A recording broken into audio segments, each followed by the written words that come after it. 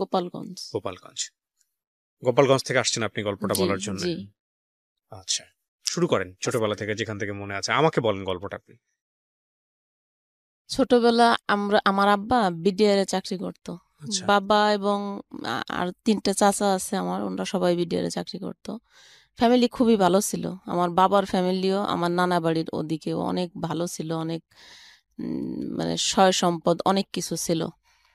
তারপরে হচ্ছে আমার ছোটবেলা যখন আমার জন্মের আগে আমার আব্বা চাকরি ছাইড়ে দেয় মানে উনি কি অসুস্থ হয়ে পড়ছিল শুনছি আমার মার কাছে, তার জন্য চাকরিটা ছাইড়ে দেয়, আমাদের গ্রামে থাকে এসে।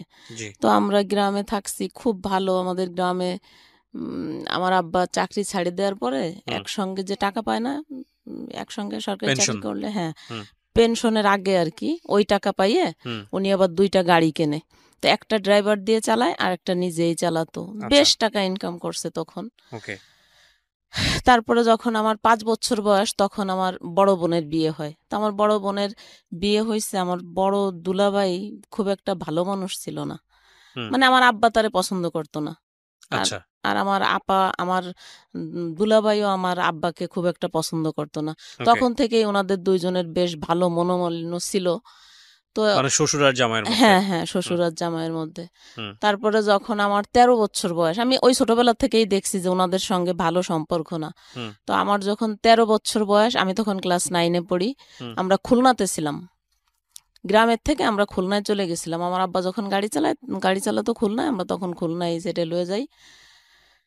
তারপরে আমার ওই বোন একদিন আমার মারে এসে বলল যে ওরে একটু, উনি আবার চাকরি করতো, আমার বড় বোন চাকরি করতো, ঢাকায় আসবে কি জানি ট্রেনিং এ। তো আমার আমার মারে বলতেছে যে ওরে একটু নিয়ে যাই, আমার 2টা বাচ্চা, ওদেরকে দেখাশোনা করবে, ও থাকলে একটু ভালো হবে। তারপরে ঠিক আছে, আমার আব্বা অবশ্য দিতে চাইনি, জানো তো আমার দুলাভাইরে তো আমার আব্বা এমনি পছন্দ করে না। তো মায়া লাগতেছে, দেশে বলছে কি ঠিক আছে যাও, নিয়ে এসে ভাইয়া 2-3 দিনের ভিতরে, আমি মাত্র 7 দিন ওই বাসায় থাকছি, তো ওই 7 দিনের ভিতরে উনি আমার বিয়ে ঠিক করে ফেলে। আমি কিছুই জানি না, আমি কিচ্ছু জানি না। বিয়েটা কে ঠিক করে? বাবা? না না, আমার ভগ্নিপতি। আপনার পরিবার পারমিশন ছাড়া বিয়ে ঠিক করে কিভাবে? হ্যাঁ, এই তো ওনার বাসায় নিয়ে আসছে, নিয়ে হ্যাঁ, সেই কাজটা ওনার করছে? বাসায় নিয়ে আসছে, আমারে বলছে যে আমার বোন নাকি ঢাকায় আসবে ট্রেনিং এ চাকরির জন্য।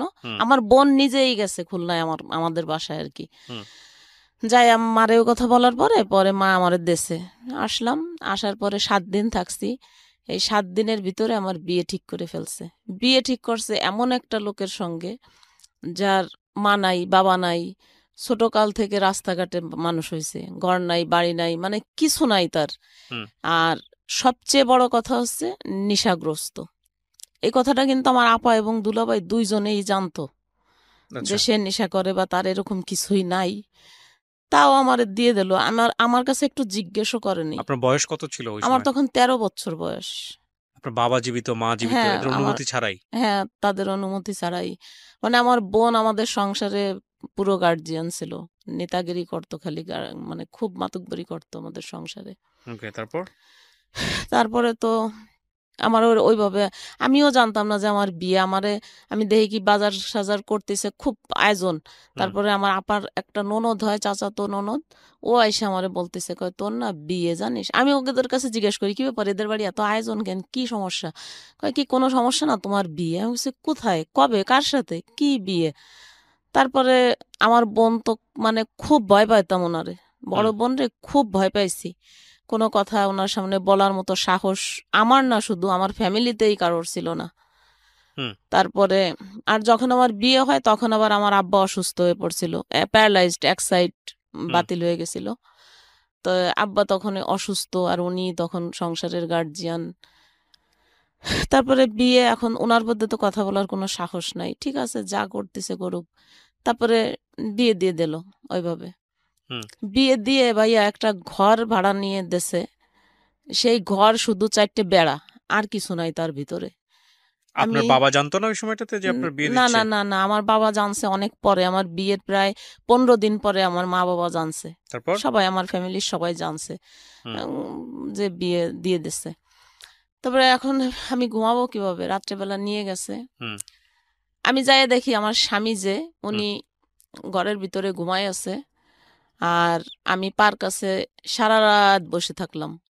উঠে আমার একটু জিজ্ঞাসা করলো না যে আমি কে, কোথা থেকে আসলাম বা কিছু কিছু না, সে ঘুমাচ্ছে। তারপরে আজান দিয়েছে ফজরের, আমি নামাজে গেছি। নামাজে যেয়ে আমি আরেক ঘরে যেয়ে শুয়ে আছি। এটা হলো আমার আপার শ্বশুর বাড়ি, বসে প্রথম রাতটা কাটলো। আচ্ছা। পরের দিন আমাকে গোপালগঞ্জ শহরে একটা বাসা ভাড়া নিয়ে আসছে, ওইখানে থাকলাম। রাত্রেবেলা কিসে ঘুমাবো, পানির পিপাসায় জান বেরোয় যাচ্ছে, একটু কিছুতে পানি খাবো এরকম। তখন অ্যাভেলেবল কিন্তু বোতলও পাওয়া যেত না, পানির বোতল, সে অনেক আগের কথা। হুম 89 সালে আমার বিয়ে হয়েছে। হুম তারপরে একটা চাপ কল ছিল, ওই কলের থেকে হাত দিয়ে যায় পানি খাইতাম। হুম আর রাত্রেবেলা ঘুমালাম কিসে, একটা মাদুরও নাই, একটা বালিশ নাই।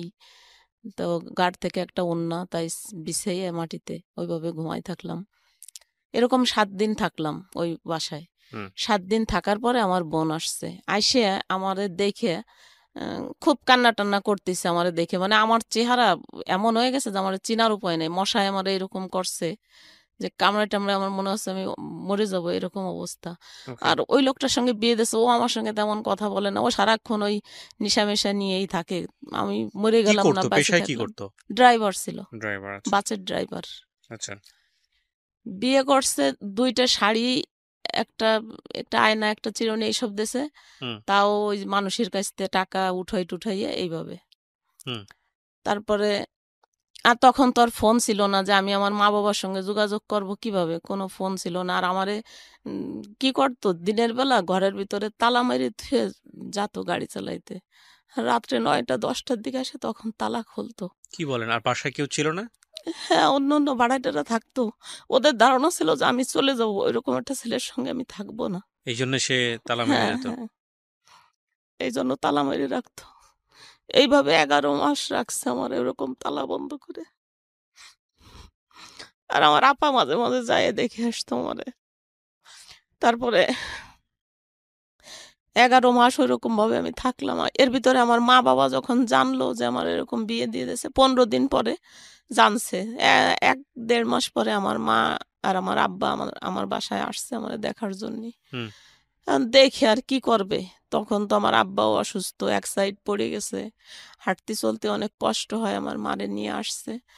তো দেখি আর কি করবে, ঠিক আছে যা হবার হয়েছে। কিন্তু আমার আব্বা ওনার একদমই পছন্দ করে নেই। আমার আব্বা ছিল খুবই অন্যরকম মানুষ, খুবই ভালো মানুষ ছিলেন। তারপরে পছন্দ না করলেও এখন আমারে, তারপরে আমার মা বুঝাইছে যে থাক, কপালে যা ছিল হয়েছে, যাই যা হোক মাইনে নে, কি করবি আর। তারপরে মাইনে নিলাম। এরকম আস্তে আস্তে এক একদিন গাড়ি চালায় আসে, একটা হাতে ভাতের হাঁড়ি কিনি, একটা কড়াই কিনি, এরকম করে করে কিছু কিছু জিনিসপত্র কিনলাম, 2টা বালিশ, একটা কাঁথা, এরকম কিনে টিনে কোনো মতে সংসার করতেছি। এর ভিতরে আমার বোন এসে আমারে বলতেছে যে এই জায়গায় আর থাকা লাগবে না, ওনার শ্বশুর বাড়ি আমারে নিয়ে যাবে। ওনার শ্বশুর বাড়ি, ওনাদের একটা কাচারি ঘর আছে, ওই ঘরে নিয়ে আমারে রাখবে। হুম তারপরে ঠিক আছে। ওর আমার স্বামী আমার আপার কথা ছাড়া চুল পরিমাণও এদিক ওদিক যাইতো না। সে যা বলতো উনি তাই শুনতো। সে যে বলছে যে আমার বাসায় যাইতে হবে, ঠিক আছে চলো, নিয়ে গেছে। ওইখানে রইছি, সারাদিন গাড়ি চালাতো। তখন খুব বেশি টাকা পেতো না, 175 টাকা 100 টাকা এরকম বেতন পাইছে। তাতে তো অনেক আগের কথা, তাতে তো সংসার চলেও আমরা কিছু কিছু টাকা জমাইছি। এইভাবে বেশ কিছুদিন ওনার কাছে থাকছি। কিন্তু আমার কাছে একটা টাকাও দেয়নি কখনো। ওই যে খাইতে টাইতে যা লাগছে, বাজার টাজার আনছে, হুম আর যা টাকা জমছে সব আমার বোনের কাছে।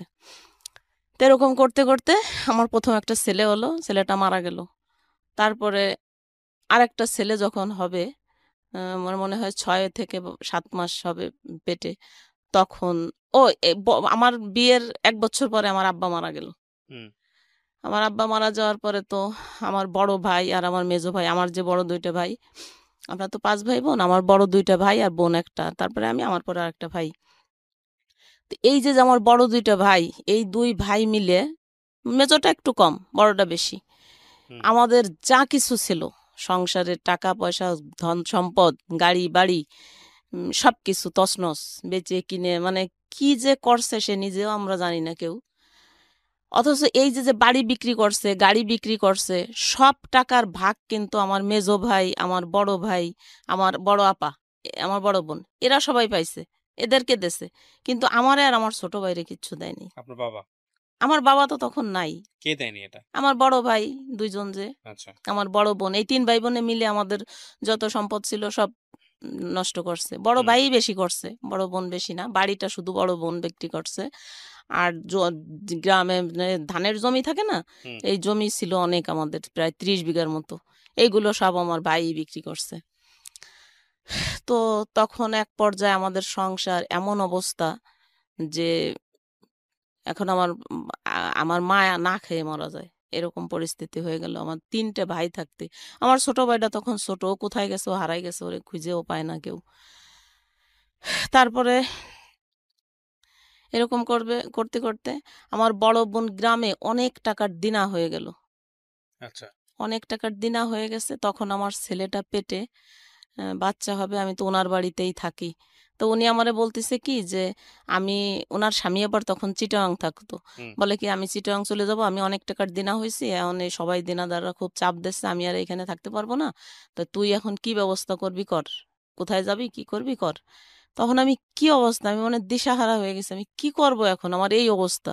আমার বোন গেছে নভেম্বরের 25 তারিখে, ডিসেম্বরের 4 তারিখে আমার ছেলে হয়েছে, তাহলে হুম। বোঝেন 9 দিন পরে তখন আমার অবস্থা কিরকম। তারপরে আমি কোনো উপায় না পেয়ে যাই আমার বড় ভাইরে ধরলাম যে দাদু, আপনি হচ্ছে একটা ঘর ভাড়া নেন, আমার এখন এই অবস্থা, আমি একটু সুস্থ হই, তারপরে দেখা যাবে একটা কিছু করব। তখন আমার স্বামীরও চাকরি নাই, হুম। ওই নেশা টেশা করে, এ দেখে ওই ড্রাইভার একবার অ্যাক্সিডেন্ট করছে, পরে মালিক নামাই দিচ্ছে, আর ওর গাড়িটাই দেয় না। হুম। তো এরকম স্ট্যান্ডে ঘুরে ঘুরে বেড়ায়, কেউ একটা কাজ করালো, 20 টাকা দিল, এইভাবে চলতেছে। আর আমিও এরকম কষ্ট করে চলি। তারপরে আমার বড় ভাই একটা ঘর নিল, ওইখানে আমার ছেলেটা হইলো। ছেলে হওয়ার পরে 1.5 মাস আমি আমার ভাইয়ের বাসায় থাকলাম। হুম। তারপরে বললাম কি যে ঠিক আছে, তাহলে উনিই বললো যে ঠিক আছে চলো আমরা এখন আলাদা একটা বাসা নিই ছোটখাটো দিয়ে, আমরা ঠিক আছে বাসা নিলাম একটা ছোট দেহে। তো বাসা মানে কি, একজনের বাড়ি এলি রান্না করে, সেই রান্নাঘরের এক পাশেও রান্না করে, আর এক পাশে ছোট্ট একটা ঘর, 150 টাকা ভাড়া। হুম। তখন আমি ওই রুমে যেয়ে থাকলাম, ওই রান্নাঘরের একটা পাশে আর কি, আমার ছেলেটারে নিয়ে ওইখানে উঠলাম। তো উঠার পরে ওই করে না, ও কাজ করে না কোনো, স্ট্যান্ডে যায় ঠিকই, যখনই ওর নিজের নেশা করার টাকাটা হয়ে যায় তখন আর সে কোনো ইনকাম, তখন আর সে থাকে না, স্ট্যান্ডে চলে আসে। হুম। আর আমি ওরকম না খেয়ে খাইয়ে থাকি, কান্নাকাটি করি কত, মানে খুবই কষ্ট করি, যে কি বলবো, যে আমি এমন দিন গেছে যে আমি 3 দিনেও একবেলা ভাত পাইনি, ভাত খাইনি, ওরকম না খেয়ে পড়ে থাকতাম। আর বাচ্চাটা এমন ভাবে কাঁদতো, বিরক্ত করতো, ওরে কিছু খাওয়াইতে পারি নাই। তো এরকম করতে করতে বাচ্চারা যখন একটু হাঁটা শিখছে, ওইরকম কষ্ট 2 বছর করছি। 2 বছর পরে ছেলে যখন হাঁটা শিখছে, এখন তো ও একটু খাইতে পারে, খাবে, এখন কি করব, কোনো উপায় দেখি না আমি। আর মানুষের কাছে চাওয়া চাই, ভাই আমার ভীষণ খারাপ লাগতো, নিজেরই খারাপ লাগতো যে আমরা সারা জীবন, আমার বাপরে দেখছি, আমার আব্বা সারা জীবন মানুষেরই দান করছে, হুম। সবাই সবকিছু দেশে, আর আমি সেই ঘরের মেয়ে হয়ে আমি কিভাবে মানুষের কাছে হাত পাতবো, আত্মীয় স্বজনের কাছে যাই হাত পাতবো, আমি চাই না। আমার আত্মীয় স্বজন কিন্তু সবাই অনেক পয়সাওয়ালা, অনেক, কেউ গরিব না। আমি কারোর কাছে লজ্জায় যেতাম না, কারোর সঙ্গে কোনো যোগাযোগও করতাম না, ওইভাবে থাকতাম। প্রিয় শ্রোতা, আমরা যেখানটায় ছিলাম তারপর তারপরে একদিন ডিসিশন নিছি যে ছেলে কাইন্দে মরে যাচ্ছে ভাতের জন্য, কি করব আমি, কোনো উপায় না পাই আমি ডিসিশন নিছি যে আজকে আমি মরিয়েই যাব। তারপরে আমাদের বাড়ি এলে ওটা আবার টের পাইছে, আমরা যে বাসায় ভাড়া থাকতাম, ওই আপা আমারে খুব ভালোবাসতো। হুম। তো উনি টের পাইয়ে আমারে বললো কি, দেখ এটা কোনো জীবন না, তুই মরে যাবি, ছেলেটারে কি করবে। আমার দুলাভাইরে বলতাম, আমার আপারে যদি বলতাম যে এরকম কষ্ট, কি করব, আপনারা এরকম বিয়ে দিয়ে দিয়েছেন, তাদের কথা ছিল একটাই যে ঠিক আছে বিয়ে দিয়ে দিছি, খারাপ হয়েছে, ছেলের এতিমখানায় দিয়ে দাও, আর তুমি আসো তোমারে আবার বিয়ে দিয়ে দেই। হুম। কিন্তু আমার দ্বারা কি তাই সম্ভব যে আমার ওই দুধের বাচ্চা ওইটা আমি এতিমখানায় দিয়ে আমি ফিরে বিয়ে করব, এরকম মন মানসিকতা আমার কখনোই ছিল না। তারপরে ওই আপার বুদ্ধিতে আমারে বলল যে ঠিক আছে মানুষের কাছে হাত পেতে চল, কয়দিনই বা চলা যাবে, চল তোরে একটা কাজ ধরাই দেই। তা উনার বাড়িতেই ব্যাচেলাররা থাকতো। তা জি। বলল কি যে ঠিক আছে তুই তুই এদের রান্না করে দিস, ওরা তোরে মাসে খাইতেও দেবে, টাকাও দেবে। ঠিক আছে, কিচ্ছু করার নাই। একই বাড়ির ভিতরে আমরা ভাড়া থাকি, ওরা আলাদা করে আমরা আলাদা করে, এইভাবে এইভাবে। ওকে। হ্যাঁ, না সাবলেট না, মানে একই বাড়ির ভিতরে আলাদা আলাদা ঘর আর কি, হুম। টিনের ঘর আলাদা আলাদা। জি। তো ঠিক আছে আমি রাজি হয়ে গেলাম ওনার কথায়, কি করবো এখন, ছেলেটারে বাঁচাইতে হবে। হুম। রাজি হয়ে যাওয়ার পরে তো আমি কাজ কাজ প্রথম যেদিন কাজে যাই, আমি বিশ্বাস করবেন না যে আমি পরে তাদের সামনে যাব, এরকম একটা কাপড় আমার ঘরে ছিল না। ও আমি একটা পেটিকোট আমার খুব ভালোভাবে মনে আছে যে আমি নেভি ব্লু কালারের একটা পেটিকোট সাদা কাপড় দিয়ে 7টা তালি মারছি। তাই শুধু আমার, আমি কি পরে পিটাকে ভিতরে কাজে যাব। তারপরে ওই বাড়িয়ালি আপারে বললাম, উনি একটা পুরন কাপড় আমার দেশে ওঠে পরে গেছি কাজে। ভিতরে মানে পুরুষ মানুষের সামনে যাই কিভাবে কাজ করব, 10 বার আগাইছি আর 20 বার পিছ হয়ে আইছি। আহ, পারতেছি না ওদের সামনে যাই কাজ করতে। তারপরেও বাচ্চার বয়স কত তখন? 3 বছর। 3 বছর। একটা তো মারাই গেছে ভাই। হ্যাঁ, প্রথম ছেলেটা মারা গেছে। হাজবেন্ড তখন কি করে, কিছু করে? কিচ্ছু করে না। ঘরে বসে থাকে? ওরে আমি পা ধরে কাঁদছিলাম ভাইয়া, বলছিলাম কি দেখো আমি তোমার কাছে মাছ মাংস খাইতে চাই না, শুধু একটু আলু একটু লবণ দিও, তাই দিয়ে আমি খাইয়ে ঘরে থাকবো, তবু আমি পুরুষ মানুষের ভিতরে কাজ করতে যাইতে পারবো না।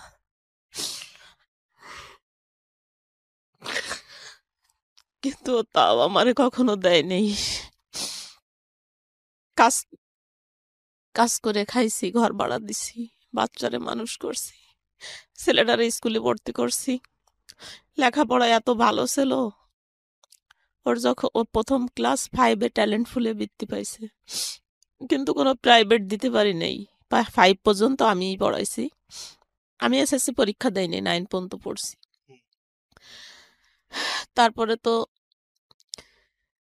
ভাবলাম যে আমার তো এইটা করেই বাঁচতে হবে, ছেলেরে মানুষ করতে হবে। তখন আমার ওই একটাই লক্ষ্য যে আমার ছেলে মানুষ করতে হবে। ছেলের যখন 5 বছর বয়স তখন আমি আবার বাচ্চা কনসেপ্ট করি। এখন ওই বাচ্চা আমি রাখতে চাই নাই, ভাবছি কি না ও নষ্ট করে ফেলবো। কিন্তু আসলে যারা আল্লাহ দুনিয়ায় পাঠাবে তারা শত চেষ্টা করলেও, পরে ডাক্তারের কাছে গেলাম। ডাক্তার বলে কি যে না, একটা বাচ্চা মারা গেছে আর একটা ছেলে, এবার যা হয় হোক, তারপরে আর নিয়েন না। ঠিক আছে, সেইভাবে থাকলাম। এরপরে একটা মেয়ে হলো আমার, ছেলের 5 বছরের ছোট মেয়ে। এখন তো 2টা বাচ্চা, এই 2টা নিয়েই আমি কাজ করি, খাই, ওদেরকে লেখাপড়া করাই। এরকম করে আমি 90 সালের থেকে কাজ শুরু করে 2005 সাল পর্যন্ত, কয় বছর হয়, এই কয় বছর আমার ঠিক খেয়াল নাই, এই কয় বছর আমি এক জায়গাতেই, ওই যে আমার বাড়িয়ালি আপা যে কাজ দিয়ে দিছে ঠিক ওইখানেই, ওই এক জায়গায় আমি কাজ করি। আর ওদেরকে আমার ওই বাড়িয়ালি আপা বলে দিছিল যে দেখেন, ও আমার খুব পরিচিত, আমার বোনের মতো, ও অনেক ভদ্র বংশের একটা সন্তান, শুধু বাচ্চা দুটোরে মানুষ করার জন্য আপনাদের এখানে কাজে আইছে, কিন্তু ওর যাতে কোনো অসম্মান না হয়, আপনারা সেই দিকে একটু খেয়াল রাখেন। তা সত্যিও ওদের আমি ধন্যবাদ জানাই যে না, ওরা আমার সঙ্গে কখনোই কোনো খারাপ বিহেভ করেনি, কখনো না, সবসময় সম্মান করছে। ওরা নিজেরা তাস খেলতো ঘরে, আমি যেতাম সঙ্গে সঙ্গে বন্ধ করে দিছে। ওরা একটা বাজে আড্ডা করতেছে, আমি গেছি সঙ্গে সঙ্গে বন্ধ। আর আমিও ঠিক আমার মতো ওইভাবে উনি যেভাবে বলে দিছে ওইভাবে করতাম। তাই এত কয় বছর ওইখানে কাজ করার পরে বেশ ভালো ছিলাম। আমার তখন শুধু বললাম না যে আমার একটা লক্ষ্য যে আমি আমার বাচ্চা দুটোরে মানুষ করব, এটাই আমার ভবিষ্যৎ। আর আমি কিছু চাই না, কারোর কাছে সাহায্য, কারোর কাছে হাত পাতা, কারোর কাছেও আমি কখনো যাই না, আমার আপনজনদের কাছেও না। তারপরে বোঝেন তো যে একটা মানুষ, একটা মেয়ে মানুষ, কয় টাকাই বা কাজ করছি, 700-800 টাকা হয়তো পাইছি মাসে, ওর ভিতর দিয়ে আমি ওদেরকে প্রাইভেট পড়াইছি, নিজে ভাত রান্না করে ওদের ওই ভাতের যে মারটা হয় ওইটা আমি খাই আসতাম। আর যে কটা ভাত আমি বাগে পাইছি, আমার 2 বেলা খাইতে দিত, 1 বেলা দিত না। সকালে দেয়নি, দুপুরে আর রাত্রে 2 বেলা ভাত দিচ্ছে আমারে খাইতে। ওই ভাতটা বাসায় এনে বাচ্চা দুটোরে খাওয়াইয়ে যদি কখনো থাকছে একটু নিজে মুখে দিছি, না থাকলে না দিছি। এরকম না খাইতে খাইতে একদিন রাস্তায় ঘুরে পড়ে গেছি। তারপরে ওইখানে একটা মহিলা হোটেল করতো আমাদের বাসার পাশেই। ওই মহিলাটা আমারে ধরে নিয়ে ওনার ঘরে ডাইকে নেছে, নিয়ে আমারে ভাত দিছে, কয় সত্যি কথা কত, কয়দিন খাইস না। বলতাম না কারোর কাছে, ভীষণ লজ্জা লাগতো। তারপরে এই যে 2005 সালে ওই ম্যাচে নতুন একটা লোক আসলো, জজ কোর্টে চাকরি করে, ভালো একটা পোস্টে, হুজুর টাইপের, অনেক সুন্দর, এত বড় দাড়ি, কপালে দাগ হয়ে গেছে নামাজ পড়ে, 5 ওয়াক্ত নামাজি, আর এমনিও আমি একজন মুসলমান, ও 5 ওয়াক্ত নামাজি, আমি এমনি শ্রদ্ধা করতাম অনেক। কিন্তু আমার ওই টাইপের কোনো মন মানসিকতা ছিল না যে তার সঙ্গে আমার কিছু হবে বা কিছু, এরকম না। হুম কিন্তু ওই লোকটা জানি না ও কি ভাবতো আমারে ওইরকম। ও এর ভিতর আরেকটা ঘটনা আছে, এই যে যখন এই লোকটা আসবে তার কিছুদিন আগে আমার ছোট ভাইটা, অনেক দিন পরে আমার ছোট ভাইটা আসে, খুঁজে পাই আর কি। হুম আসার পরে ও বলে কি, আপা আমি হোটেলের কাজ জানি, তুই যদি আমার একটা দোকান দিয়ে দিস তাইলে আমি হচ্ছে এইখানে একটা দোকানদারি করলে তাহলে তোর ছেলে মেয়েও ভাতের কষ্ট কম পাবে, এরকম একবেলা খাইস 2 বেলা না খেয়ে থাইস, এটা তো আমারও খারাপ লাগে দেখলি, হুম তা তুই যদি পারিস তাহলে আমার একটা দোকান দিয়ে দে। তারপর বললাম যে ভাই দেখ, আমার কাছে তো কোনো টাকা নাই, আমার একটা চেন আছে, একটা কানেরটা আছে আমার আব্বার দেওয়া, তো ঠিক আছে, তুই যদি করিস তাহলে আমি এই 2টা দরকার হলে বিক্রি করে দেবো, এই টাকায় যদি হয় তাহলে তুই কর। কয় হ্যাঁ ওই টাকাই হবে, তুই দে। তারপরে আমি ওইগুলো বিক্রি টিক্রি করে ওরে একটা হোটেল দিয়ে দিলাম। তা আলহামদুলিল্লাহ ওরে হোটেল দেওয়ার পরে ও নিজেও অনেক কর্মশীল, কর্ম মানে খুব কষ্ট করতে পারে, কর্মঠ। হুম তো ওর ওই হোটেলে বেশ ভালো, আজকে ভালো কালকে আরো ভালো, তা এরকম করতে করতে দিন দিন ভালোই উন্নতি হচ্ছে। উন্নতি হইতে হইতে এখন আমারও বলতেছে যে আপা, আমার তো আসলে ওর বউ একা এইসব কাজ করে পারে না, অনেক কাজ, একটা হোটেলে তো বোঝেনি কত বাটা কোটা, রান্না বান্না, পানি ধরা, তো অনেক কাজ, তুই যদি একটু হেল্প করিস তাইলে আমার একটু সুবিধা হবে, তোরে আমি টাকা দেবো। আমি কিছু আচ্ছা ঠিক আছে, আমি তো টাকাই খুঁজি, ঠিক আছে আমি করব। ওদের ওইখানে 3 বেলা রান্না করছি, আর সারা দিন রাত 1টা পর্যন্ত আমার ভাইয়ের ঘরে কাজ করছি। হুম তা ভাই বাইরে করে কাজ করার পরের থেকে আল্লাহর রহমতে আর ভাতের কষ্ট পাই নাই, 3 বেলা 3 জনেই সুন্দরভাবে খাইছি। আর ভাই যে টাকা দিছে, আর ওদের ওইখান থেকে আমি 700-800 টাকা পাইছি, এই দিয়ে আমার ছেলে মেয়ের লেখাপড়া খরচ, ঘর ভাড়া চলছে। এইভাবে চলতেছে চলতেছে, বেশ ভালো আছি, অনেক ভালো আছি আলহামদুলিল্লাহ। আমি করি যে না আমি ভালো আছি। আমার ছেলে তখন 7-এ পড়ে, হুম যখন এই লোকটা আসলো 7-এ পড়ে। এখন এই লোকটা আমার ওই কাজ দেখে শুধু আফসোস করতে করতে মরিয়েই যায় যে এই মেয়েটা কেন এত কষ্ট করবে, এইরকম একটা ছেলের সঙ্গে এরে কেন বিয়ে দিল। এই যে আমাদের যে বাড়িয়ালি, এই বাড়িয়ালি আপা আর ওনাদের বাড়ি এক জায়গায়, মোকশেদপুরে একই জায়গায় ওনাদের বাড়ি। তো ওনাদের আগের পূর্ব পরিচয় আছে ওনাদের সঙ্গে, তো ওই আপার সঙ্গে যায় খালি উনি সবসময়ই করে। আর আমারে এতটা দরদ দেখায়, এত মায়া দেখায় হুম যে ভাবা যায় না যে এই ভদ্রলোক। হ্যাঁ এই ভদ্রলোক, মানে ওনার সব কিছুতেই একটু বাড়াবাড়ি, আমার কাছে মনে হয় যে বাড়াবাড়ি। তারপরে আমি একদিন ওনারে বললাম যে ভাই, আপনি না এরকম করেন না, আপনি এরকম করলে আসলে তো এগুলো আমরা এই জায়গায় অনেক ভাড়াটিয়ারা একসঙ্গে বসবাস করি, আর তাছাড়া আমার ছোট ভাই বউরে আমি বাঘের চেয়ে বেশি ভয় পাই। ও যদি কোনো ক্রমে এইগুলো দেখতে যায়, আমি আমি রান্না করতেছি, আপনার কাজ আমি করব, মাংস আনলে উনি কাটি দেবে, চলা আনতো উনি গুছাই দেবে, আমার ওইগুলো করতে দিত না। তা আমি বলছি কেন এরকম করবেন কিসের জন্য, এরকম করলে তো আসলে আমার এই জায়গায় কাজ করা হবে না, আর আমি কাজ না করলে তো আমার বাচ্চা 2টা না খেয়ে মারা যাবে, তা আপনি এরকম করেন না। কিন্তু না, সে আমার কোনো কথাই শুনতো না, সে ওই রকমই করতো। হুম তারপরে হঠাৎ একদিন আমারে প্রস্তাব দিছে, আমারে বিয়ে করবে সে, হুম বিয়ে করবে। আমি মানে অবাক হয়ে গেছি, কি কয় আমারে বিয়ে করবে মানে, কেন আমি কি বলছি কারোর কাছে, আমার স্বামী আছে এখনো, সেটাই। স্বামী যেরকমই হোক তবুও তো আমার সঙ্গে আছে সে, সে তো আমারে ছাড়ি যায়নি, আমিও তারে ছাড়ি নেই, একসঙ্গে আছি। ওরকম স্বামী ওই স্বামী দিয়ে কি করে, যে 1 টাকা ইনকাম করে দেয় না, রাতের পর রাত বাইরে থাকে, সারাদিন থাকে না, এরকম মানে অনেক বিভিন্ন দেখায় যে এরকম স্বামী ওরকম স্বামী। আমি বলছি থাক, আল্লাহ যা লাগছে কপালে তাই হয়েছে, তবুও আমি কোনোদিনও, আর মেয়েদের দ্বিতীয় বিয়ে কেন জানি আমার খুব ঘৃণা লাগতো, আমার খুবই খারাপ লাগতো, এটা আমি কখনো করব না। আর আমার যদি সেই ধরনের মন মানসিকতা থাকতো তাহলে তো আমি বিয়ের বাচ্চাও হতো না, বিয়ের 1 মাস পরেই আমি চলে যাইতে পারতাম। কিন্তু আমার তো ওরকম মন মানসিকতা না, যে ঠিক আছে আল্লাহ আমার কপালে যা লাগছে আমি তাই নিয়েই থাকবো, এরকম। কিন্তু ও আমারে এত ডিস্টার্ব করতো সব দিক দিয়ে, খালি বলতো কি ঠিক আছে, কাজ কি কি বিয়ে করা লাগবে না, তাহলে কাজ বন্ধ করে দিতে হবে, আপনার কাজ করতে পারবেন না, কাজ করেন না। তখন আমার সাথে আপনি আপনি করে কথা বলে, আপনি কাজ করেন না, আপনি কেন কাজ করবেন, আপনি কি হোটেলে কাজ করা মেয়ে, আপনার চলাফেরা কথাবার্তায় তো মনে হয় না যে আপনি কাজের মেয়ে, এরকম বলতো। আমি বুঝতাম না যে ওনার কি সমস্যা। তারপরে ওই বাড়িয়ালি আপারে দিয়ে একদিন প্রস্তাব দেয়, এরে দিয়ে প্রস্তাব দেয়, ওরে দিয়ে প্রস্তাব দেয়, ওনার মেয়েদের দিয়ে প্রস্তাব দেয়। আমি সবসময় না না না এরকম করে 8 মাস। তো একদিন আমি হুট করে ঘরে যাই, শুনতেছি আমার বাড়িয়ালি যে আপা ওর মেয়ের কাছে বলতেছে, বলতেছে কি ওরে আমি ছলে বলে কৌশলে যেভাবেই হোক আমি ওরে বশ করবই এবং আমি ওরে বিয়ে করব। তারপরে এই কথা আমি নিজের কানে শুনে ফেলছি। শোনার পরে আমি কথা বলার তো সুযোগ নাই, তখন ফোনও ছিল না। তো আমি বলছি কি ভাই, একটা চিঠি লিখছি, আমি একটা চিঠি লিখছি। আমি বলছি ভাই দেখেন, আপনি আমার অন্তত পক্ষে আমার বাচ্চা দুটোর দিক তাকাইয়ে আপনি আমারে ক্ষমা করেন। এরকম আপনি করেন না, তাহলে কিন্তু আমার বাচ্চা নিয়ে আমার আত্মহত্যা করা লাগবে। আপনি আপনি যা বলতেছেন এটা কখনোই সম্ভব না। আপনারও বউ ছেলে মেয়ে আছে আমি জানি, আর আমার স্বামী আছে, আমার সন্তান আছে। আপনি এই পথে আর এক পাও আগায়েন না। কিন্তু সে আমার কোনো কথাই শোনে নেই। সে যদি আমারে সত্যিই ভালোবাসতো তাইলে এত বড় ক্ষতি আমার সে করতে পারতো না। ওই ঘরে আরেকটা লোকও আমারে নাকি পছন্দ করতো, আমি জানি না, মনে মনে। আমারে কখনোই বলে নাই, কোনোদিনও না। সে আমার বাপের বয়সী, বুঝবেন না, পা চুল দাড়ি সেই সময় পাইকি টেকে সাদা হয়ে গেছে। সে মনে মনে পছন্দ করতো, কিন্তু সে কখনো আমাকে কোনো ডিস্টার্বও করে নাই, কিচ্ছু বলেও নাই কোনোদিন। তাই একদিন ওই ওই লোকটার সামনে আমি ভোরবেলা ওই বাসায় গেছি সকালে নাস্তা রান্না করার জন্য। ওই দিন শুক্রবার ছিল, হুম। ঘরে শুধু ওই দুইটা লোকই ছিল। তাই ওই লোকটা, ওই বুড়ো লোকটা বাথরুমে গেছে আর উনি একা। উনি কোরআন শরীফ পড়তেছে, আমি যাই দেখি কোরআন শরীফ পড়তেছে। তা আমারে দেখে কোরআন শরীফটা বন্ধ করে বালিশের উপর রাখে আইসেই আমারে ধরে বইছে। যেই ধরে বইছে, আর এখন আমি কি করব, আমি পাগল হয়ে গেছি, আল্লাহ কি করে। তারপরে ওই যে যে লোকটা বাথরুমে গেছে, ওনাদের ঘরেরই একজন মেম্বার, উনি আবার ওই মুহূর্তেই এসে পড়ছে। সবগুলো ব্যাচেলর থাকতো ওখানে? হ্যাঁ, ব্যাচেলর থাকতো সবাই। তারপর? তারপরে উনি ওই দৃশ্য দেখছে। এরপরে তো আমি বলছি যে এখন আমি খুব রাগ হয়ে গেছি। আমার এত কষ্ট লাগছে যে আমি এত বছর যাবত এখানে কাজ করি। আমার কখনো এরকম হয় নাই? হুম। কোনো একটা বদনাম নাই। আর কখনো আমার এরকম হয় নাই।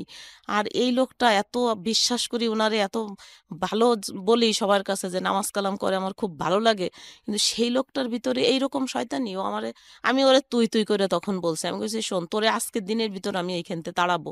ওই যে ঘরের যে মালিক, মানে যে আমার যে নেছে কাজে, ওই ভাইয়ের কাছে আমি বলছি যে আমি ওই ভাইয়ের কাছে বলে দেবো আজকে যে তুই আমার সঙ্গে এরকম ব্যবহার করছিস।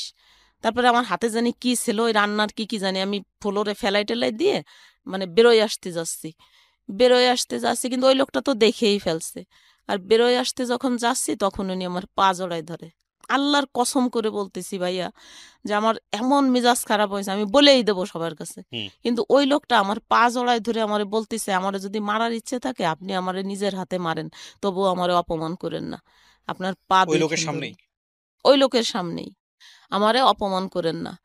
আর এইটা যদি আমার অফিসে জানাজানি হয় তাহলে আমি আত্মহত্যা করব। হ্যাঁ, এরকম বলতেছে। প্রিয় শ্রোতা, আমরা যেখানটায় ছিলাম তারপর? তারপরে তো আমি তখন আর রান্না বান্না কিচ্ছু করিনি, রাগের চোটে ঘরের থেকে বেরোয় আইছি। বেরোয় আসার পরে ওই যে যে লোকটা, হুম। যে যার সামনে এইসব হয়েছে, উনি আবার ব্যাংকে চাকরি করত। হুম। ভালো একটা পোস্টে উনিও চাকরি করত। তো ওই লোকটা এসে আমারে বলতেছে যে আপা, আপনারে আমি কিছু টাকার ব্যবস্থা করে দেব। ওই যে আপনার সঙ্গে এই ব্যবহার করছে, তো আপনি আমি জজ সাহেবের কাছে যাই, আপনারে নিয়ে বিচার দেবো ওর বিরুদ্ধে, আপনি উনি বলবেন। কে ছিল? উনি কি উকিল ছিল? না না, উনি উকিল ছিল না, উনি ব্যাংকে চাকরি করতো। আর এই যে যে লোক, এ হুম। হলো পিসকার ছিল। পেশকার ছিল? এই হ্যাঁ দাড়িওয়ালা হ্যাঁ ভদ্রলোক হ্যাঁ হ্যাঁ পেশকার হ্যাঁ ছিল? হ্যাঁ, হ্যাঁ। পেশকার ছিল। না, তখন পেশকার ছিল না, তখন মনে হয় ক্যাশিয়ার ছিল, পরে প্রমোশন হয়ে পেশকার হয়েছে। আচ্ছা। তখন ক্যাশিয়ার ছিল জজ কোর্টের। হুম।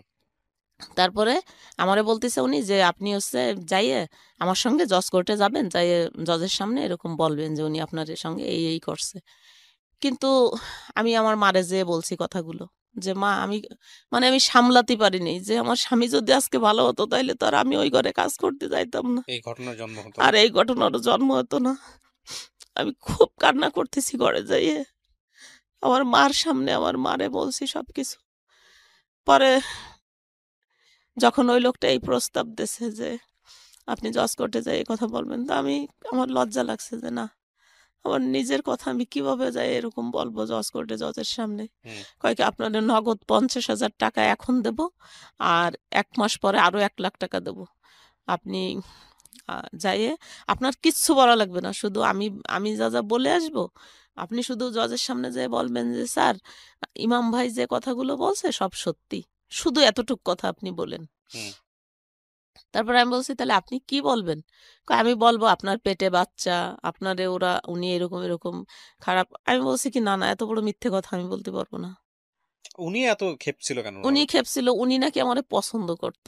ও, উনিও পছন্দ হ্যাঁ, করতেন? উনিও পছন্দ করত, কিন্তু এই কথাটা উনি কোনোদিন বাস্ট করে নাই, এই লোকটা বলার পরে হলো উনি বাস্ট করছে। আচ্ছা।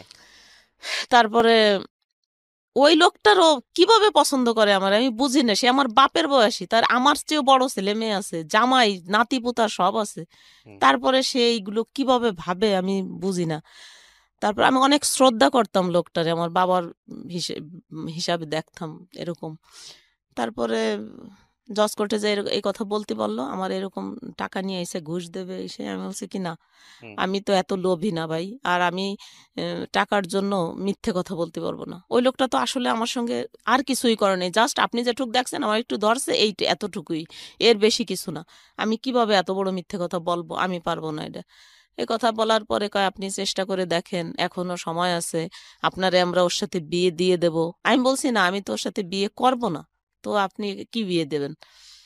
তারপরে অনেকবার উনি বলছিল জজ কোর্টে যায় ওর সম্মান টম্মান নষ্ট করার জন্য। আমি বলছি কি না, আমি যাব না, এত বড় মিথ্যে কথা আমি বলবো না। আর আমার মাও নিষেধ করলো। আমার মা বললো কি না, ছেলেটা নামাজ কালাম পড়ে, তারপরে যেভাবে তোর হাত পা ধরে মাপ চাইছে, একটা মানুষ মাপ চাওয়ার পরে আর কিছু থাকতে পারে না, তুই ওরে ক্ষমা করে দে, আর তোর ওইখানে কাজ করা লাগবে না। হুম, এই কথা বললো। আর তুই আমার আমার ছোট ভাইয়ের কথা বললো যে তুই ওর ঘরে করতেছিস, ওইখানেই কর। তারপরে ঠিক আছে, ওইখানের কাজ বন্ধ, আর যাই নেই এরপরের থেকে। আর এই ঘরে কাজ করতেছি, আমার ভাইয়ের ঘরে। তারপরে আমার এই ওই যে জিনিসটা আমি ওই উনারে অনেকবার বলছিলাম, ওই ব্যাংকার বাইটারে, যে ভাই দেখেন, আপনার হাতে পায়ে ধরি আমি, আপনি এই কথাগুলো আমার আর কারোর কাছে বলেন না, যা হবার তা তো হয়েছে। আমি তো আপনাদের এখানে কাজ ছাড়িয়ে চলেই যাচ্ছি, তাইলে তো ওর সঙ্গে আমি তো আর জীবন আপনার ঘরের দরজায়ও আসবো না, তাইলে তো আর আমারে কিছু বলতে পারবে না। তো কিন্তু থাকে, এই জিনিসটা চাপা থাক, এটা বলার দরকার নেই, আমার ছেলে মেয়েরা এখন বড় হয়েছে।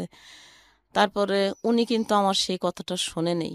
উনি যাইয়ে আমার ভাই, ভাবি, মানে বাড়ির যত লোক ছিল সবার কাছে উনি এই কথাটা বলে দিছে। ওহো। ভাইয়া বিশ্বাস করেন যে আমার তো এখানে কোনো দোষ ছিল না, তাই না? তো আমি ওইখানের কাজটা তো ছাড়িয়েই দিয়ে আসলাম। হুম। আমার শেষ আশ্রয় আমার ভাইয়ের ঘর। আমার ভাইও আমারে ওই সময় বের করে দিল, বের করে দিছে। একবার একটু জানতে চাই নাই যে আমার কতটা দোষ, আর আমি কত অসহায়। আমার যদি ওই মুহূর্তে বের করে দেয়, আমি দুইটা বাচ্চা নিয়ে কোথায় যাব, কি খাবো, ওদেরকে কি খাওয়াবো, এটা চিন্তা করে নেই। ট্রু। আমার যখন ঘরেতে বের করে দেয়, তখন আমার কাছে 10টা টাকা ছিল। আপনার হাজবেন্ড তখনও কিছু করে নাই? না, তখনও কিচ্ছু করতো না। তারপর? তারপরে ওই 10টা টাকা আমি কি করব, দুইটা বাচ্চারে দুই পাশে নিয়ে মাঝখানে আমি শুয়ে ওদের জড়াই ধরে বুকের ভিতরে এত জোরে চিৎকার করে কাঁদছি, আর শুধু আল্লাহরে বলছি, আল্লাহ সারা জীবন সৎভাবে থাকলাম, সততা নিয়ে চলছি, মানুষ মেসে কাজ করে ভাত ফেলাই দেয়, আর আমার দুইটা বাচ্চারে আমি 3 বেলা খাওয়াইতেও পারি নাই। এই এই আমার সততার পুরস্কার, এরকম।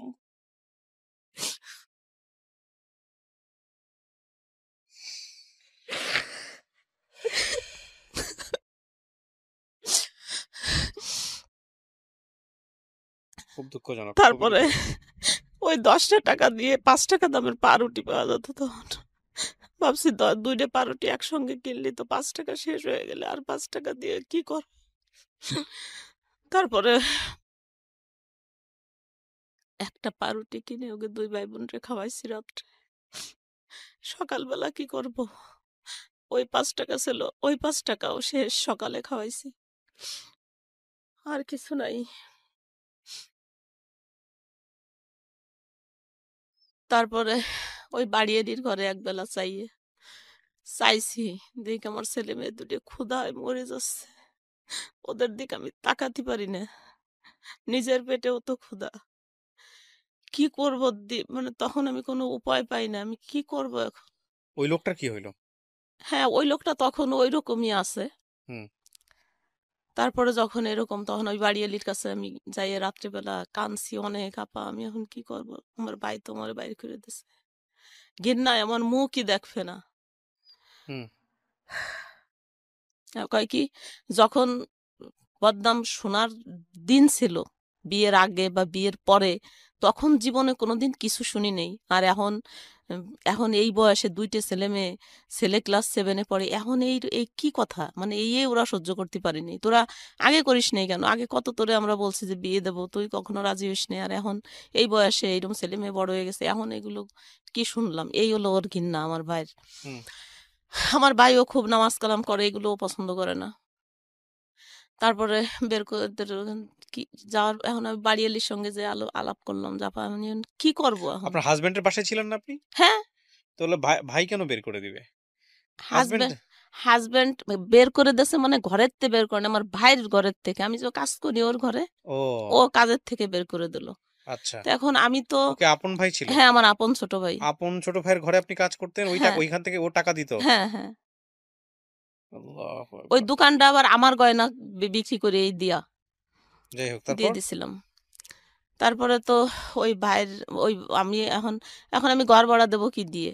আমি হুম, তো বাইরে ঘরে কাজ করি, টাকা দেয়, আমি বেতন পাই, আমার ছেলেমেয়ের লেখাপড়ার খরচ দেই, ঘর ভাড়া দেই, খাই ওর ঘরে। হুম, তো আর ওই যে কাজটা, ওটা তো ওই গ্যাঞ্জামের পরে আমি এমনিতেই নিজের থেকেই ছাড়িয়ে দিয়ে চলে আসলাম। হুম, যে ভাই যা দেবে ওতেই চলবে। তারপরে আমি এই জায়গায় অসৎভাবে এই জায়গা থাকবো না। এই অসৎ লোকের কাছে এরকম ভাবে চলে আসলাম। পরে ওই বাড়িয়ালি আ বলল ওই লোকটারে, এই হুম, পিসকাররে যে, "আপনি দেখেন তো কি একটা কাজ করলেন। আর আপনার জন্য এখন ও বলতেছে যে ওর বাচ্চাদের নিয়ে ও মারা যাবে।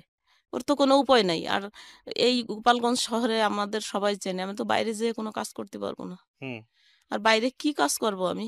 লেখাপড়া জানি না। এসএসসিও পাস করি নাই। এসএসসি পরীক্ষা দিতে চাইছিলাম কিন্তু ওই লোকটা আমারে দিতে দেয় নাই। হুম। সবাই বুদ্ধি দিত যে স্কুলে পাঠালি চলে যাবে এই সেই। এইজন্য আর আপনার লেখাপড়া হাসব্যান্ড দিতে করায়নি। দেয় নাই? হ্যাঁ। তারপরে উনারা যখন এসব বলল, তখন উনি বলল কি, "জাপা ঠিক আছে, আমার জন্যই যখন ওর এত বড় ক্ষতি হইছে, ওর কাজ নাই, ছেলে-মেয়ে নিয়ে এরকম না খেয়ে মরে যাচ্ছে, তাহলে আপনি এক কাজ করেন, আমি ওরে বিয়ে করব, দেখেন এখন ও রাজি হয় নাকি। এখন তো ওর কোনো উপায় নাই, এখন তো রাজি হওয়াই উচিত।" তারপরে ওই বাড়ি এলে এসে আমার অনেক বোঝাচ্ছে, অনেক। যে, "দেখ ওই ছেলেটারে আমি চিনি, ও অনেক ভালো।" তাই আমি বলছি, "ভালো তো ও আমার সঙ্গে এরকম করলো, ওর তো বউ ছেলে-মেয়ে আছে, ও কেমন ভালো? তাহলে আবার বিয়ে করতে চায়, কি হুম, ভালো আপনার কাছে?" কয় কি, "না, ওর বউর হলো প্যারালাইজড, এক সাইড প্যারালাইজড না, জাস্ট ও অসুস্থ ছিল, ডাক্তারের কাছে এনেছে, ডাক্তার নাকি কি ভুল ট্রিটমেন্ট করে এরকম বিছনায় পড়া। তো তো ছেলেটা অনেক ভালো।" আর আমি দেখছি খুব ভালো, সত্য কথা বলে, নামাজ কালাম করে। এইটুক দেখছি আরকি। হুম। উম বাড়ি কি আছে না আছে তা তো আর জানি না। তারপরে এইসব বলার পরে বাড়ি এলে এরকম বোঝাচ্ছে। আমি একবার এক মনে কয় ঠিক আছে রাজি হয়ে যাই। এখন কি করব তাহলে? ছেলে-মেয়ে নিয়ে কি মরে যাব? আর ছেলে 7 এ পড়ে। আর ছেলেটা ক্লাস 5 এ ট্যালেন্ট ফুলে বৃত্তি পাইছে। মেয়েটা এত ভালো ছাত্রী। আমার ছেলে এবং মেয়ে ২ টাই ক্লাস 1 থেকে 10 পর্যন্ত ওদের এক রোল ছিল। হুম, কখনোই ক্লাসে ২য় হয় নাই। এত ভালো ছাত্র আর এত সুন্দর চেহারা আমার বাচ্চা ২ টার, হুম, যে না দেখলে আসলে বিশ্বাস করা যায় না। ২ টা ছেলেমেয়েরই এত সুন্দর দেখতে, এত সুন্দর মেধা। তা আমি হুম। কিভাবে এখন ওদের লেখাপড়া চালাবো? আমি কি করব? আমি দিশাহারা হয়ে গেছি। কোনো উপায় নাই। একটা মেয়ে অসহায় হইলে যা হয় আরকি। জি, স্বাভাবিক। তারপরে এখন আমি বলছি কি যে, ঠিক আছে। আমার বোন, আমার ওই আপা বলতেছে যে, "দেখ, ও আর যাই হোক বেইমান না। ও যাই করুক কিন্তু তোরে কোনোদিনও ফেলবে না। হুম, তোরে ও রাখবে। আর তোর আর ছেলে-মেয়ে বড় হচ্ছে। এখন কিভাবে চলবি তুই? আর তোর ভাইও তো তোরে বের করে দিল। হুম। আর তো কেউ কোনো সাহায্য সহানুভূতি করে না। তাহলে কি হাসব্যান্ড করবি?" কোথায় তখন? হাসব্যান্ড সাথেই। হাসব্যান্ড তো কি হাসব্যান্ড? ও সকালবেলা যাবে, রাত ১২ টার সময় ঘরে আসলে আসলো, না আসলে নাই। আইসে একটু খাইছো নাকি খাও নেই কোনোদিন জিজ্ঞেসও করে নাই ছেলে-মেয়েরে। ও আইসেই ওর নিশা নিয়ে ব্যস্ত। কি দিয়ে নেশা করত? গাঁজা খাইতো, গাঁজা। হ্যাঁ? এগুলোর কোনো ভ্রূক্ষেপ নাই তার? না, না, এগুলো কোনো ভ্রূক্ষেপ নাই। এগুলো ভ্রূক্ষেপ থাকলে কি আমার জীবন আজকে এই পর্যায়ে আসে? তারপরে কি হলো? কি করলেন? তারপরে এরকম করে একবার মনে, মনে ভাবি যে রাজি হয়ে যাই। আবার ভাবি কি না, কিভাবে সম্ভব? আমার ছেলে-মেয়ে কি ভাববে? হুম, আমার আত্মীয়স্বজন কি ভাববে? আমার ফ্যামিলিতে কারো কোনো মেয়ের ২ বিয়ে নাই। আমি কি করব? আর এদের নিজের অভাব, না খাওয়ার যন্ত্রণা, ছেলে-মেয়ের মুখের দিকে আর তাকাতে পারি না। আমার ছেলে যেদিন বৃত্তি পরীক্ষা দিতে গেছে ভাইয়া, একদিনে ২ টা পরীক্ষা হইছে। হুম। আমার ছেলে যখন ৫ টার সময় পরীক্ষা শেষ হইছে, রাস্তার উপর ঘুরে পড়ে গেছে। ক্ষুধার যন্ত্রণায়। ক্ষুধার যন্ত্রণায়। সকালবেলা ১ গ্লাস পানি শুধু জুটছে, খাওয়াই দিছি। কটা ভাত খাওয়াই দিতে পারিনি। তো এই ছেলে মেয়ে নিয়ে এখন আমি কি করব? কোনো তারপর? উপায় না দেখে তারপরে আমি এক পর্যায়ে রাজি হয়ে গেলাম। ও তারপরে আমি বললাম কি, "আপা আমি কেন জানি বিশ্বাস হয় না আমার যে ছেলে মানুষ তো আমার কেন জানি বিশ্বাস হতে চায় না।" তারপরে ওই কথা আবার ওর কাছে ওই আপা বলছে ফোনে। উনার আবার ফোন ছিল, আমার ফোন ছিল না। হুম। তো বলছে, বলার পরে কয়, "ঠিক আছে কিভাবে বললে বিশ্বাস করবে? আপা আমি আপনার বাসায় আসতেছি।" আপার বাসায় আপার ঘরে আইছে রাত ২টা বাজে। আর ওই আপা আমারে আইছে ডাকতে। আইসা আমারে ডাইকে নিয়ে গেছে। আমি গেছি, যাই দেখি উনি উনার ঘরের ভিতরে বসা। হুম। তারপরে আমারে দেখে অমনি দৌড়ই যেয়ে অজু করে আইছে বাথরুমেতে। হুম। অজু করে এসে কোরআন শরীফ বুকের ভিতরে নিয়ে বলতিছে যে, "আমি তোমারে অনেক পছন্দ করি। আমি কোনো লাভে, কোনো লোভে, কোনো স্বার্থের জন্য না। তোমার মতো একটা ভালো মেয়ে আমি দেখছি এত কয় মাস যাবৎ যে তোমার অনেক সুনাম। আজ ১৩ বছর তুমি এক জায়গায় কাজ করো। তোমার অনেক সুনাম শুনছি আমি। তো আমি এত একটা ভালো মেয়ের জীবন এরকম নষ্ট হয়ে যাক এটা আমি চাই না। তো আমি কোনো চাহিদা নাই আমার। আমি শুধু তোমারে বিয়ে করব আর তোমারে আমি টাকা দেব। তুমি তাই দিয়ে ছেলেমেয়ে মানুষ করবা, তুমি খাবা। তোমার করা লাগবে না, কাজ করা লাগবে না।" হুম। এই কথা বলল কোরআন শরীফ ছুঁয়ে ওই আপার সামনে, যে আমি কখনো ওরে ফেলবো না। সারা জীবন ওর ওর সঙ্গে থাকবো। এরকম মেলা কিছু বলল। বলার পরে ঐদিন আমার মনটা একটু চলে যাচ্ছে নিজের কাছ থেকে তা নিয়েও কোনো হ্যাঁ, চিন্তা নাই? কোনো সুখ দুঃখ নাই। যায় যাক, থাকে থাক, ইচ্ছে। কোনো ব্যাপার না। ইন্টারেস্টিং। তারপরে ডিভোর্স দেওয়ার পরে আমারে বলল যে, "ঠিক আছে তাইলে এখন তো আর বিয়ে করা যাচ্ছে না। ৩ মাস ১৩ দিন হবে।" তারপরে তখন আমি চলে গেলাম আমার বোনের বাসায়। হুম। বোনের বাসায় যেয়ে ৩ মাস থাকলাম। ৪ মাস থাকলাম। ৪ মাস পরে আসার পরে বিয়ে হলো ওর সঙ্গে। বিয়ে হওয়ার পরে আমি ৬ বছর এই বিয়ে হওয়ার পরেই আমারে আবার বলল কি যে, আমি বললাম যে, "না আমার ছেলে-মেয়েরে আ ওর কামাই দিয়ে আমি মানুষ করব কেন? আমারে সে বিয়ে করছে, আমার দায়িত্ব সে নিতে পারে। কিন্তু তাই বলে তো আমার ছেলে-মেয়ে না।"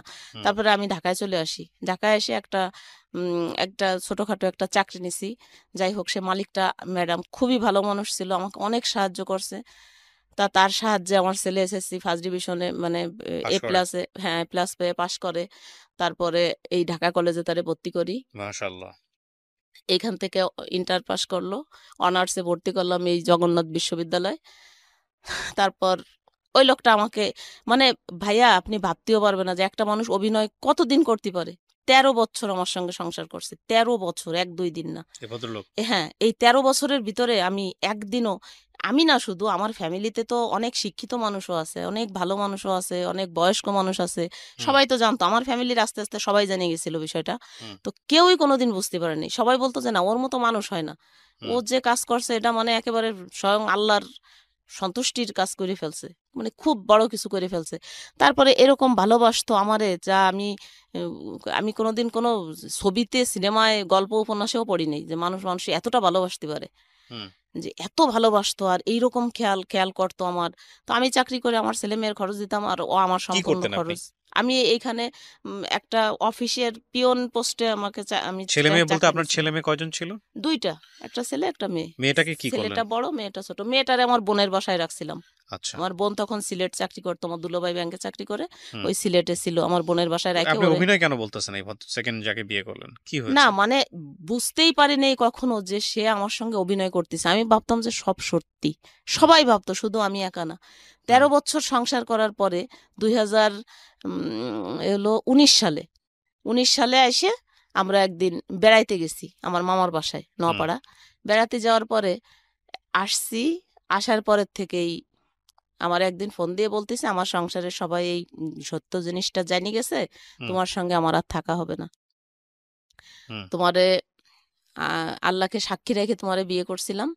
আর আল্লাহকে সাক্ষী রেখেই তোমাকে বাদ দিয়ে দিলাম।" এক কথাতেই? এক কথাতেই। কত বছর সংসার করার পরে? ১৩ বছর। তারপর? তারপরে তো এইভাবে বাদ দিয়ে দিল। এরপরে আজ ৪ বছর হয়ে গেছে। একটা ফোনও কোনোদিনও আর করে নেই। আর আমিও আর কোনো বাড়াবাড়ি করি নাই এটা নিয়ে। তারপরে আমার যে কাবিনটা দিছিল, হুম। ১০ লাখ টাকা কাবিন করছিল। হুম। কাবিনের কফিটা ওই এনে দিছিল। পরে আমি ওই কাবিনের কফিটা নিয়ে আমারে কেউ বুদ্ধি দিয়েছে যে, "আপনি এভাবে হবে কেন? এটা করবেন কিসের জন্য? আপনি যেয়ে কেস করেন, এই করেন, সেই করেন।" তো আমারও খুব খারাপ লাগতো, অনেক খারাপ লাগতো যে আমি কি করব?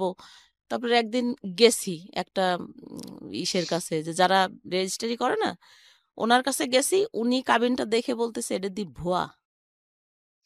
কাবিনটা ছিল ভুয়া। হুম। হুম।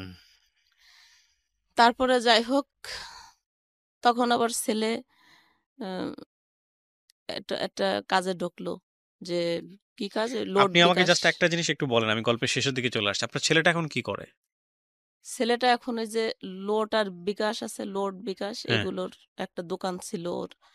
তো ভালোই ইনকাম করতো, আমরা ভালোই চলছি, মোটামুটি ভাবে চলছি ভালোই।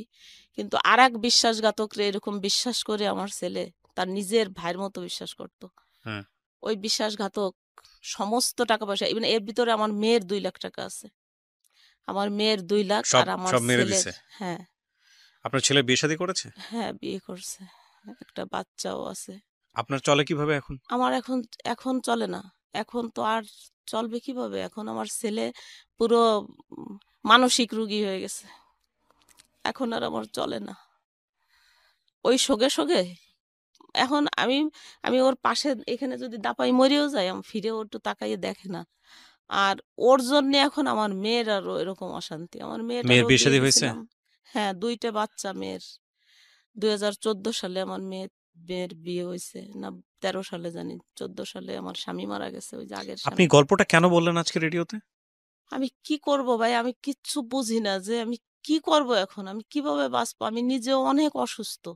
আমি যদি একটু সুস্থ থাকতাম তাহলে আমি একটা কাজ কাম করেও খাইতে পারতাম, এখনো আমার কাজ করা, আমি এমন না যে কাজ পারি না, বা আমার প্রচন্ড কোমরে ব্যথা। আমি আজকে সকাল 8টার সময় গাড়িতে উঠছি, আর এখন পর্যন্ত এরকম বসে আছি, আপনাদের এখানে আসছি না, আপনি 4টায়। জাস্ট আমাকে একটা জিনিস বলেন, সেটা বুঝতে পারছি আপনি অত্যন্ত আমি অসহায় অবস্থায় আছেন। আপনার কিন্তু আপনার এই গল্পটা শুনে মানুষ কি শিখবে? কি? গল্পটা শুনে মানুষ একটা জিনিস শিখবে, আর একটা সমাধান আমাকে দেবে, এই এই হলো 2টা জিনিস। আপনিও আমাকে একটা সমাধান দেবেন, যে আমি তো জীবনে আসলে যা করছি তা তো করছি, যা সত্যি তাই বললাম। আরো তো অনেক ঘটনা আছে এর ভিতরেও, যাই না, হোক সেটা সময় আমিও জানি আপনার অনেক ঘটনা আছে, সেটা সংক্ষেপে তোলা সম্ভব বলা নয়। হলো না। হ্যাঁ। তো এই মুহূর্তে এখন আমার ছেলের যে পরিস্থিতি, আমার বউ, বেটার বউটা আমার কাছে ছিল, ছেলেটা আমারে নাটা বলে বউডারে পাঠাই দিচ্ছে, আমার সঙ্গে কথা বলে না।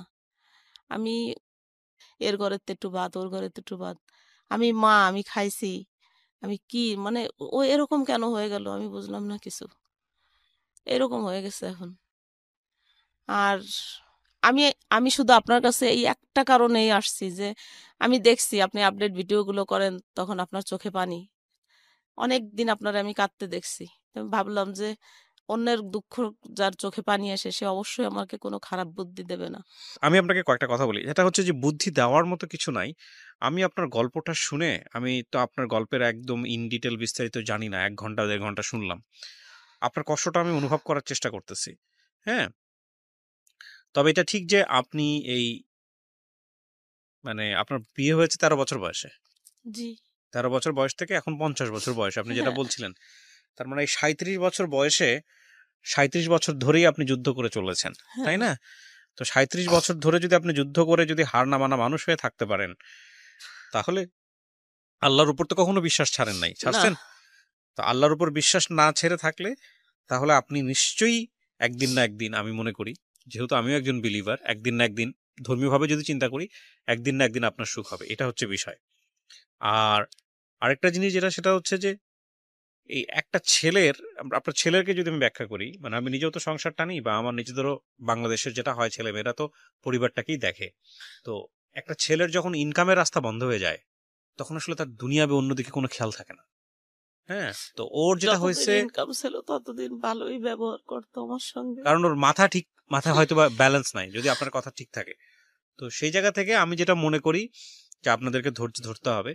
আর আজকের এই গল্পটা শুনে প্রিয় দর্শক এবং শ্রোতা যারা শুনতেছেন, তাদের কাছে শুধু একটা কথাই বলবো, যে আপনি যখন প্রচন্ড দুঃখে থাকেন, কষ্টে থাকেন, তখন মনে করবেন যে আপনার থেকে অনেক কষ্টে, অনেক অনেক দুঃখে কিছু কিছু মানুষ থাকে, যাদের কাছে বা যাদের দুঃখের কাছে হয়তো আপনার দুঃখটা কিছুই না।